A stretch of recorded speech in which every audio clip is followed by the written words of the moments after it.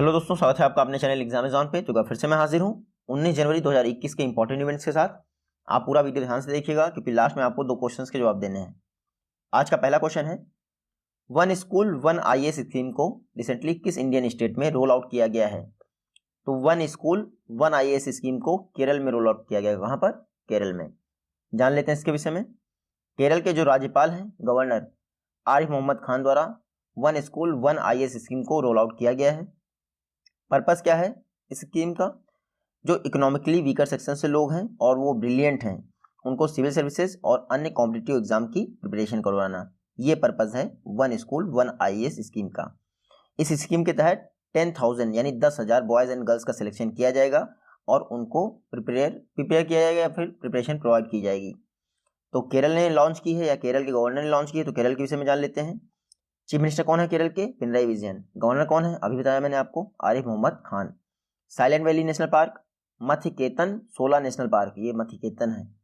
Eravikulam national park, ये जो है केरल के नेशनल पार्क हैं, याद रखिएगा।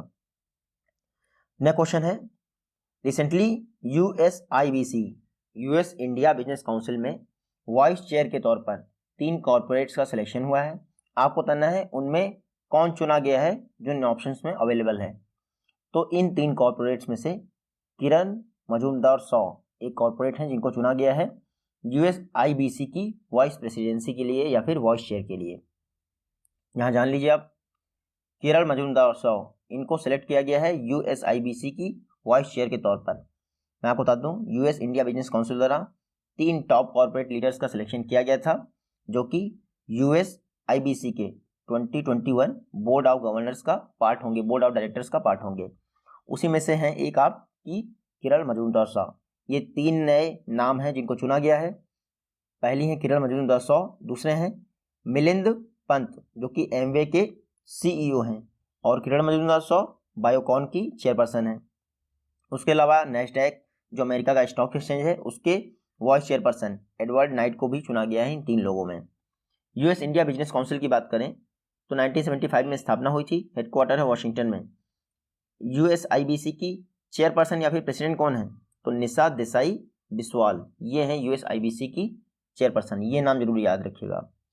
नेक्स्ट क्वेश्चन है, नियो जो कि एक फिनटेक कंपनी है, इसने किस इंडियन बैंक के साथ कोलैबोरेशन किया है ताकि एमएसएमईज को प्रीपेड कार्ड इशू किए जा सकें? तो कुछ समय पहले ही नियो द्वारा आईसीआईसीआई बैंक के साथ पार्टनरशिप की गई है। किसके साथ? नियो ने आईसीआईसीआई बैंक के साथ पार्टनरशिप की है एमएसएमईज को प्रीपेड कार्ड रिलीज करने के लिए या फिर इशू करने के लिए। तो आईसीआईसीआई बैंक और नियो ने टाई अप किया है MSMEs, micro small medium enterprises के लिए प्रीपेड कार्ड ये लोग क्रिएट करेंगे। ये जो प्रीपेड कार्ड होगा इसका नाम क्या होगा? ICICI bank neo Bharat payroll card, ये है उस प्रीपेड का नाम। इसको वीज़ा द्वारा असिस्टेंस प्रोवाइड की जाएगी, यानी कार्ड पे वीज़ा लिखा होगा। इसमें क्या होगा, एमएसएमईज जो है अपनी सैलरीज वर्कर की होती है वो इस कार्ड पे अपलोड कर सकते हैं और वर्कर जाके आराम से अपनी सैलरी विड्रॉ कर सकते हैं। तो प्रीपेड कार्ड एमएसएमईज के लिए नियो, आईसीआईसीआई बैंक और वीज़ा साथ में मिलकर लॉन्च कर रहे हैं। आप इतना जरूर रखिएगा, इसके तहत जो इंडिविजुअल पर्सन होगा यानी एमएसएमईज होगा, इंडिविजुअल एमएसएमईज, उनको 1 लाख तक का अमाउंट प्रोवाइड किएगा उनके कार्ड वाले अकाउंट में। आईसीआईसीआई बैंक ने लॉन्च किया है, तो आईसीआईसीआई बैंक की बात कर लेते हैं। Industrial credit and investment corporation of India 1994 में स्थापना हुई थी। हेडक्वार्टर इसका है मुंबई में। वर्तमान में आईसीआईसीआई बैंक के एमडी एंड सीईओ कौन है? संदीप बख्शी। और इसकी टैगलाइन क्या है? ख्याल आपका। नेक्स्ट क्वेश्चन है, पैट गेल्सिंगर को किस कंपनी का सीईओ अपॉइंट किया गया है? या फिर आपसे एग्जाम में ये पूछ सकते हैं, इंटेल का सीईओ किसे अपॉइंट किया गया है? तो पैट गेल्सिंगर, इनको रिसेंटली इंटेल का सीईओ अपॉइंट किया गया है। देखते हैं न्यूज़ में क्या है। पैट गेल्सिंगर को इंटेल का सीईओ अपॉइंट किया गया है। इन्होंने किसको रिप्लेस किया है? तो बॉब स्वान को रिप्लेस कर दिया है। पैट गेल्सिंगर काफ़ी समय से इंटेल में काम कर रहे थे, लगभग 30 वर्षों तक इन्होंने काम किया। अब ये हैं पैट गेल्सिंगर और इनको इंटेल का सीईओ अपॉइंट कर दिया गया है। इंटेल, आपने देखा होगा जो चिप आती हैं सेमीकंडक्टर चिप, वो इंटेल द्वारा ही बनाई जाती हैं। वर्ल्ड का largest and highest semiconductor chips का मैन्युफैक्चरर है इंटेल। 1968 में स्थापना हुई थी। हेडक्वार्टर है कैलिफोर्निया में। कैलिफोर्निया को वर्ल्ड की सिलिकॉन वैली कहते हैं और इंडिया की किसको कहते हैं? बेंगलुरु को। इंटेल के चेयरपर्सन कौन है? ओमर इशराक। नेक्स्ट क्वेश्चन है, रिसेंटली स्टैचू ऑफ यूनिटी के लिए जो कि केवड़िया गुजरात में है, वहाँ के लिए 8 ट्रेनों को एक साथ हरी झंडी किसने दिखाई है? तो पीएम मोदी ने 8 ट्रेनों को, कितनी 8 ट्रेनों को एक साथ हरी झंडी दिखाई है, जो डिफरेंट प्लेसेस से, ऑल ओवर कंट्री के डिफरेंट प्लेसेस से स्टैचू ऑफ यूनिटी के लिए जाएंगी। यहाँ आप पढ़ लीजिए, पीएम मोदी ने फ्लैग ऑफ किया है 8 ट्रेनों को जो कि स्टैचू ऑफ यूनिटी के लिए जाएंगी। ऐसा पहली बार इंडिया में हो रहा है जब एक साथ डिफरेंट प्लेसेस से 8 ट्रेनों को हरी झंडी दिखाई गई है और उनका डेस्टिनेशन एक ही स्थान है। अगर आप जानना चाहें कौन सी ट्रेनें हैं तो ये बहुत धुंधला है, आपको पढ़ने में नहीं आएगा, लेकिन 8 ट्रेनें हैं, बस इतना ही याद रखिएगा। कहाँ के लिए जाएंगी? स्टैचू ऑफ यूनिटी के लिए जाएंगी। उसके अलावा पीएम मोदी ने ये दबोई चंडीगढ़ गेज को कन्वर्ट किया है ब्रॉड गेज रेलवे लाइन में। पहले जो है शॉर्ट गेज होगा यानी मीटर गेज होगा, अब उसको ब्रॉड गेज में कन्वर्ट किया गया है। तो पीएम मोदी ने केवड़िया गुजरात के लिए हरी झंडी दिखाई है, तो गुजरात की बात कर लेते हैं। गुजरात के सीएम है विजय रूपानी और गवर्नर कौन है गुजरात के? आचार्य देवव्रत। गिर नेशनल पार्क आपको पता ही होगा। उसके अलावा इंडिया की लॉन्गेस्ट कोस्टल लाइन किस स्टेट की है? गुजरात की। नेक्स्ट क्वेश्चन है, Najat Shamim Khan recently UNHRC United nation human right council की नई प्रेसिडेंट बनी है। आपको बताना किस कंट्री से बिलोंग करती हैं? तो नजत शमीम खान फिजी से बिलोंग करती हैं। कहाँ से? फिजी से। ये देख लीजिए, recently UN human rights council द्वारा 2021 की प्रेसिडेंसी के लिए फिजी के एम्बेसडर को चुना गया है, जो कि ऐसा पहली बार किया गया है कि फिजी के एम्बेसडर को इसके लिए चुना गया है।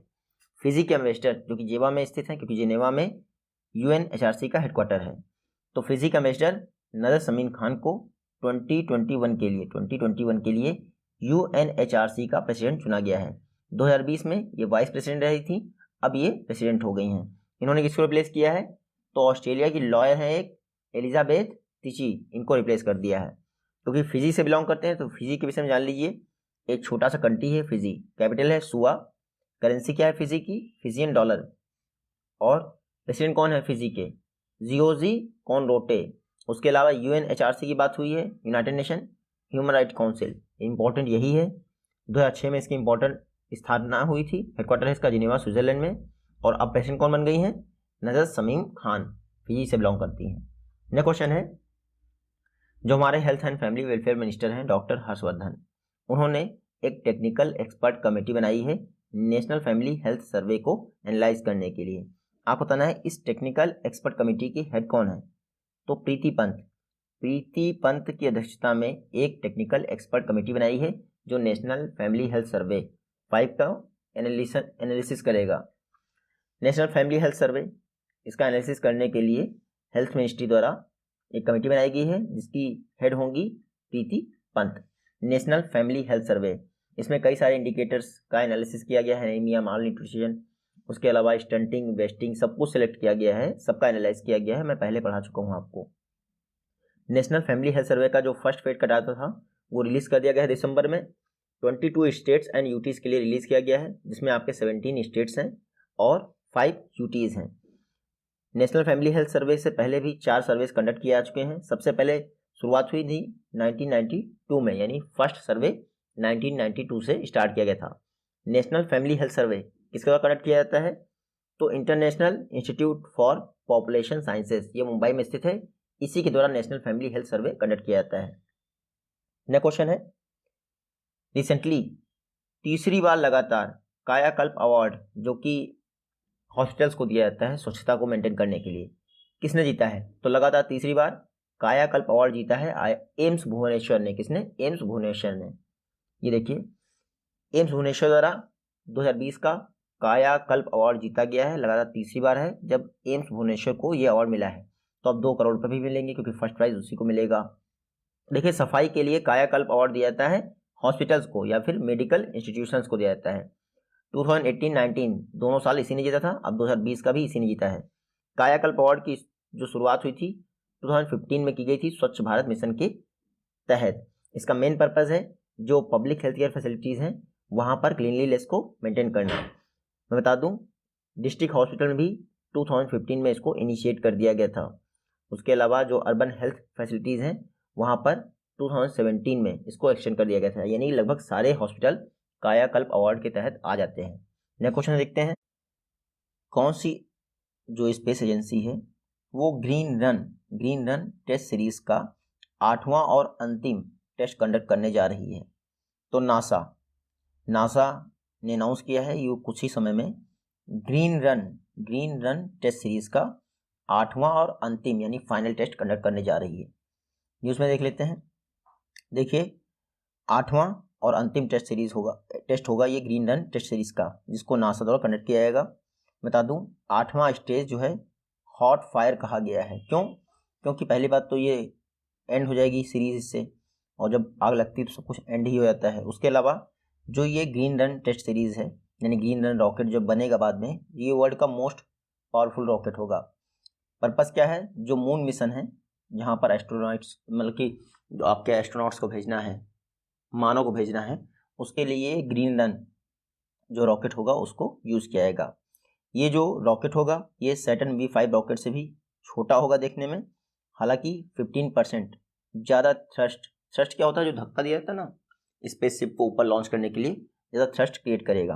क्योंकि नासा ने ये अनाउंस किया है तो नासा की बात कर लेते हैं। National aeronautics and space administration 1958 में स्थापना हुई थी नासा की। हेडक्वार्टर कहाँ है नासा का, वॉशिंगटन DC में। और नासा के एडमिनिस्ट्रेटर कौन है, जिम रिडेस्टाइन। नासा के फाउंडर कौन थे, Dwight D Eisenhower. Next question है, रिसेंटली यूएस द्वारा कितनी कंट्रीज को मेजर स्ट्रेटेजिक पार्टनर्स के तौर पर डेजिग्नेट किया गया है। तो यूएस यानी अमेरिका ने दो कंट्रीज को मेजर स्ट्रेटेजिक पार्टनर्स के तौर पर डेजिग्नेट किया है। देख लेते हैं। यूएस द्वारा बहरीन और UAE यूनाइटेड अरब एमिरेट्स को मेजर स्ट्रेटेजिक पार्टनर्स के तौर पर अनाउंस किया गया है। अब क्या होगा, अब होगा ये कि जितने भी डिफेंस रिलेटेड इश्यूज होते हैं उसमें जैसे नाटो अलायंस होता है, लगभग उतनी ही वैल्यू दी जाएगी इन दो कंट्रीज को। इंडिया को भी मेजर स्ट्रेटेजिक पार्टनर्स का खिताब मिल चुका है यूएस द्वारा, और डोनाल्ड ट्रंप जब तक थे तब तक ये काम नहीं हुआ था। लेकिन जैसे ही जो बिडेन बने तो UAE को और बहरीन को मेजर स्ट्रेटेजिक पार्टनरशिप दे दी गई है। उसके अलावा जो मुस्लिम्स थे उनकी एंट्री बैन थी यूएस में, अब उसको भी ओपन कर दिया गया है। पता नहीं कैसा था डोनाल्ड ट्रंप, अजीब सा दिमाग था इसका। देखते हैं यूएसए की बात, ये दो कंट्रीज के बारे में आप पढ़ लीजिएगा, ठीक है। यूएसए की बात कर लेते हैं। हेडक्वार्टर आपको पता, सॉरी कैपिटल आपको पता है यूएसए की। स्पीकर आप देखिएगा नैन्सी पेलोसी यहाँ की स्पीकर है, और कुछ समय पहले ही 46 प्रेसिडेंट बने हैं यूएसए के, जो बिडेन। नेक्स्ट क्वेश्चन है, ये फेमस पर्सनालिटीज हैं। वेद मेहता, रिसेंटली इनका निधन हो गया। दूसरे हैं KG शंकर। आइए जान लेते हैं दोनों लोगों के विषय में। वेद मेहता ये इंडियन अमेरिकन ऑथर थे यानी राइटर थे वेद मेहता जी, रिसेंटली इनका निधन हो गया। ये अंधे थे, दोनों आंखों से ब्लाइंड थे, विजुअली इम्पेयर्ड, अंधे नहीं विजुअली इम्पेयर्ड यानी दोनों आंखों से देख नहीं सकते थे वेद मेहता जी, रिसेंटली इनका निधन हो गया। दूसरे KG शंकर, ये हैं KG शंकर, बीजेपी के MLA थे। कहाँ से, पौंडीचेरी से ये MLA थे KG शंकर बीजेपी के, रिसेंटली इनका निधन हो गया।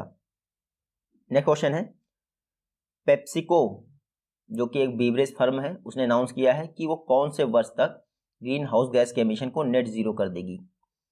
तो 2040 तक पेप्सिको द्वारा अपने ग्रीन हाउस गैस के एमिशन को जीरो कर दिया जाएगा। जान लेते हैं इसके विषय में। पेप्सिको ने शपथ खाई है कि 2040 तक वो जो ग्रीन हाउस गैस एमिशन है उसको नेट जीरो कर देंगे। वहीं 2030 तक यानी उससे पहले ही ये 40% रिड्यूस कर देंगे ग्रीन हाउस गैस एमिशन। तो पेरिस क्लाइमेट एग्रीमेंट जो हुआ था उसको फॉलो करते हुए पेप्सिको ने डिसीजन लिया है। और ये देखिए लो एमिशन फर्टिलाइजर्स यूज़ करेगा, बेहतरीन टेक्नोलॉजीज यूज़ करेगा, सॉइल हेल्थ कार्ड वगैरह ये सब यूज़ करके ये नेट जीरो एमिशन करेगा पेप्सिको। क्योंकि पेरिस क्लाइमेट एग्रीमेंट का बात आया तो उसके विषय में जान लीजिए। United nation framework convention on climate change यानी UNFCCC द्वारा COP21 जो 2015 में हुआ था, उसी के द्वारा ये पेरिस क्लाइमेट एग्रीमेंट साइन किया गया था 2016 में। पेप्सिको की बात करें तो 1920 में स्थापना हुई थी। हमारे यहाँ क्या हो रहा था उस समय, असहयोग आंदोलन।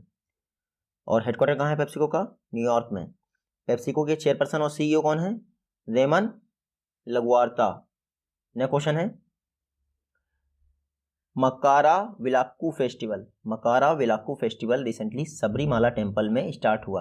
आपको पता है सबरीमाला टेम्पल कहाँ स्थित है, तो बहुत चर्चा में रहा था, आपको याद रखना है, सबरीमाला टेम्पल केरल में स्थित है। हाँ, कहाँ पे? केरल में। तो मकारा विलाकू फेस्टिवल सबरीमाला टेम्पल में आयोजित हुआ और वो केरल में है। लॉर्ड अयप्पा की 2 महीने तक पूजा की जाती है। तो सबरीमाला टेम्पल किस लॉर्ड से रिलेटेड है? लॉर्ड अयप्पा, आप ये भी याद रखिएगा। कुछ पवित्र पहाड़ियां हैं साइलेंट वैली नेशनल पार्क के आसपास। पेरियार टाइगर रिजर्व यहीं पर है, इसके आसपास ही है, सबरीमाला टेम्पल के आसपास ही है पेरियार टाइगर रिजर्व। वहीं पर मकारा विलाकू फेस्टिवल रिसेंटली ऑर्गेनाइज किया गया है। ये देखिए, जो मकर संक्रांति होती है नॉर्दर्न हेमिस्फीयर में, तभी ये फेस्टिवल स्टार्ट किया जाता है सदर्न इंडिया में, हेमिस्फीयर बोलने जा रहा था मैं। नेक्स्ट क्वेश्चन है, सुलावेसी आइलैंड रिसेंटली इस पर एक भूकंप आया है। तो ये पैसिफिक ओशन में सिचुएटेड है। आपको बताना है ये किस कंट्री की टेरिटरी है। सुलावेसी आइलैंड ये इंडोनेशिया की टेरिटरी है। किसकी? इंडोनेशिया की। सुलावेसी आइलैंड पर 6.2 मैग्नीट्यूड का एक भूकंप आया, जिसकी वजह से कई सारे लोगों की मौत हो गई है और कई सारे लोग घायल हुए हैं। पहली बार नहीं आया है यहाँ पर भूकंप, इससे पहले आपको याद होगा 2004 की सुनामी, 2004 में सुनामी भी आई थी। वो किसकी वजह से आई थी? सुमात्रा पर 9.1 मैग्नीट्यूड का भूकंप आया था, जिसकी वजह से इंडिया में भी सुनामी आ गई थी। तो ऐसा कहा सबसे डेडलीस्ट सुनामी थी वो आज तक की वर्ल्ड की। क्योंकि सुलावेसी आइलैंड इंडोनेशिया में है, तो इंडोनेशिया की बात कर लें। इंडोनेशिया कैपिटल क्या है? जकार्ता। हालांकि कुछ समय बाद, ये देखिए मैप में, ये है इंडोनेशिया। कुछ समय बाद इंडोनेशिया की कैपिटल यहाँ से शिफ्ट होकर यहाँ पर चली जाएगी, ईस्ट कालीमंतान। इंडोनेशिया के प्रेसिडेंट कौन है? Joko Widodo. इंडोनेशिया की करेंसी क्या है? रुपया। और आप देखिएगा, पाम ऑयल का लार्जेस्ट प्रोड्यूसर कौन है? इंडोनेशिया है। सेकंड कौन है? मलेशिया है।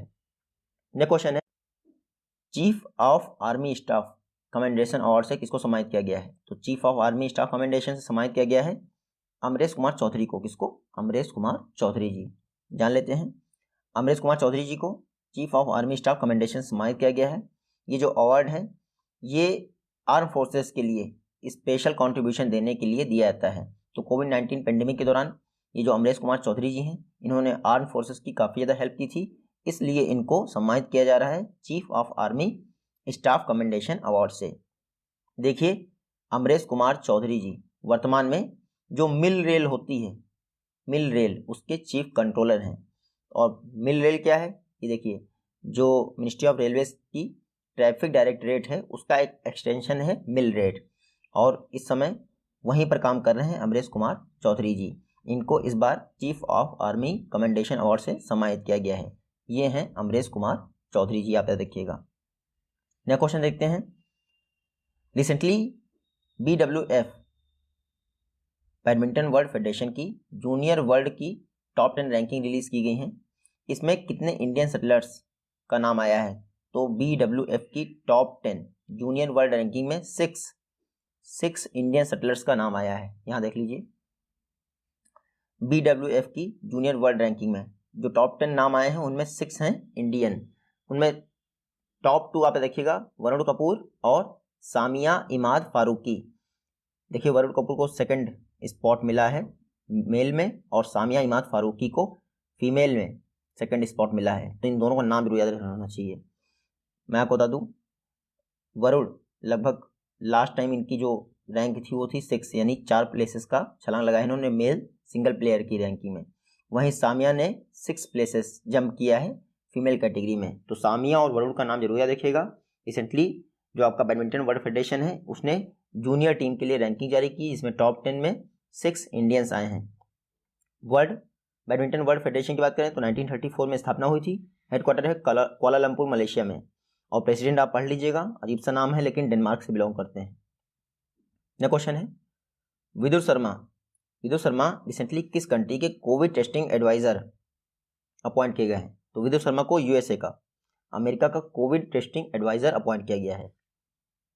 ये देख लिए, जो बिडेन जो कि अमेरिका के 46 प्रेसिडेंट बने हैं, उन्होंने इंडियन अमेरिकन ओरिजिन के जो पॉलिसी एक्सपर्ट हैं विदुर शर्मा को कोविड टेस्टिंग एडवाइजर अपॉइंट किया है कोविड-19 रिस्पॉन्स टीम का। तो कोविड-19 से लड़ने के लिए Covid testing adviser Vidur Sharma ji appoint किए गए हैं। ओबामा जो एडमिनिस्ट्रेशन था उस समय भी इन्होंने जो डोमेस्टिक पॉलिसी काउंसिल थी उसमें भी एडवाइजर के तौर पे काम किया था विदुर शर्मा जी ने। अब कोविड टेस्टिंग एडवाइजर होंगे। कुछ समय पहले ही मैंने आपको बताया था कि गरिमा वर्मा जी जिल बिडेन, जो कि यूएस की फर्स्ट महिला हैं, यानी कि जो बिडेन की वाइफ, उनकी डिजिटल डायरेक्टर अपॉइंट हुई हैं। यूएस की फर्स्ट लेडी जिल बिडेन की डिजिटल डायरेक्टर कौन अपॉइंट हुई हैं? गरिमा वर्मा। और अब कोविड टेस्टिंग एडवाइजर कौन अपॉइंट हुआ है? तो ये विदुर शर्मा। इन दोनों का नाम आपको पता होना चाहिए। लास्ट क्वेश्चन आज का, 2021 में यूनिकॉर्न लिस्ट में शामिल होने वाला इंडिया का पहला स्टार्टअप कौन बन गया है? तो 2021 में, कल भी मैंने आपको पढ़ाया था कि 30 यूनिकॉर्न स्टार्टअप है इंडिया में। अब इसको मिलाकर मेरे ख्याल से 31 हो जाएगा इंडिया में। तो 2021 में पहला ऐसा स्टार्टअप जो यूनिकॉर्न लिस्ट में शामिल हुआ, इसका नाम है डिजिट इंश्योरेंस। ये डिजिटल नहीं है, डिजिट होगा, ये डिजिट इंश्योरेंस। ये देख लीजिए, डिजिट इंश्योरेंस 15 जनवरी को $1.9 बिलियन के साथ इंडिया का फर्स्ट स्टार्टअप हो गया है 2021 में यूनिकॉर्न क्लब में शामिल होने वाला। यूनिकॉर्न मतलब ऐसे स्टार्टअप्स या फिर ऐसी कंपनीज जिनकी वैल्यू $1 बिलियन या फिर उससे ऊपर हो जाए, उसको कहते हैं यूनिकॉर्न। तो अभी तक 30 थे, अब हो गए 31st। 2021 का पहला स्टार्टअप कौन सा है? Digit insurance. ये हेल्थ इंश्योरेंस प्रोवाइड करता है, मोटर ट्रेवल प्रॉपर्टी इंश्योरेंस भी प्रोवाइड करता है। तो डिजिट इंश्योरेंस 2017 में स्थापना की थी। हेडक्वार्टर इसका बेंगलुरु में। हेड कौन है इसके? अभिषेक पांडे। तो डिजिट इंश्योरेंस इंडिया का पहला यूनिकॉर्न बन गया है 2021 का। इससे पहले 30 यूनिकॉर्न थे। ये आज की वीडियो से क्वेश्चन है। आई होप कि आप इन दोनों का जवाब दे पाएंगे। जल्दी ही मिलते हैं आपसे नेक्स्ट वीडियो में। तब तक के लिए take care, good bye and जय हिंद।